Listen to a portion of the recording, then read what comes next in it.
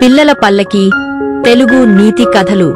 అనగనగా ఆనందాపురం అనే అందమైన గ్రామం పక్కన ఒక చెట్టుపై ఒక ఉడత, పిచ్చుక నివసిస్తూ ఉండేవి. వాటి మధ్య మంచి స్నేహం ఉండేది. ఒకరోజు ఉడత రుచికరమైన పండ్లు తింటూ ఉండగా చెట్టు కొమ్మల మధ్య ఉన్న గూటిలోంచి కాకి పిల్లల అరుపులు వినిపించాయి. వాటి దగ్గరకు వెళ్లి చూడగా వాటి తల్లి లేదు.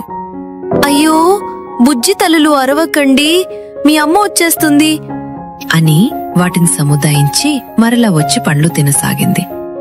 మళ్ళీ కొంతసేపటికి కాకి పిల్లలు అరవసాగాయి.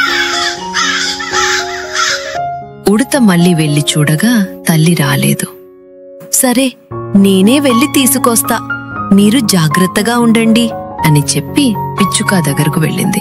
ఆహా, ఏంటి ఉడతమ్మా అలా ఉన్నావు అని అడిగింది పిచ్చుక. ఆహారం కోసం వెళ్లిన కాకి ఇంకా రాలేదు, వాటి తల్లి కోసం పిల్లలు ఎదురుచూస్తున్నాయి అంది ఉడత. ఇప్పుడు మనం ఏమి చేయగలము అని ప్రశ్నించింది పిచ్చుక. వాటి తల్లి ఏదైనా ప్రమాదానికి గురై ఉండవచ్చు.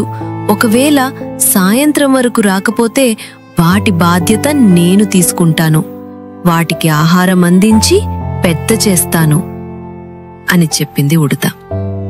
అప్పుడు పిచ్చుక ఇలా అంది.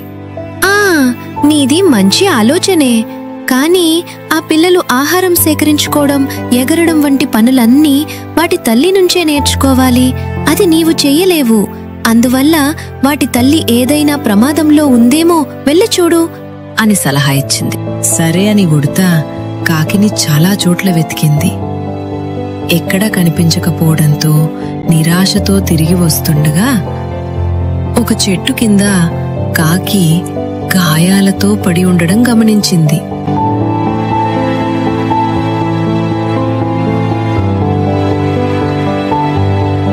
అయ్యయ్యో, కాకమ్మా ఏమైంది అని ప్రశ్నించగా,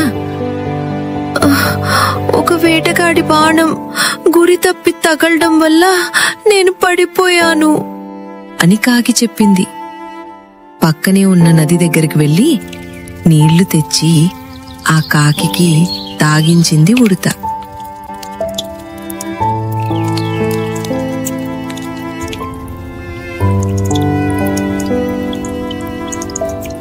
తర్వాత ఆ కాకి తన పిల్లల దగ్గరకు వెళ్ళింది. తల్లిని చూడగానే అవి ఎంతో సంతోషించాయి. తల్లి వాటిని ఆప్యాయంగా ముద్దాలింది. తనను బ్రతికించి పిల్లల వద్దకు చేర్చిన ఉడతకు కాకి కృతజ్ఞతలు చెప్పింది. ఎప్పుడైనా మన మంచిని కోరే స్నేహితులు మన చుట్టూ ఉండడం మంచిదే. కథ నచ్చినట్లయితే లైక్ చేసి ఛానల్ను సబ్స్క్రైబ్ చేయండి. ఇలాంటి మంచి కథలు మీకోసం ప్రతిరోజు వస్తూనే ఉంటాయి.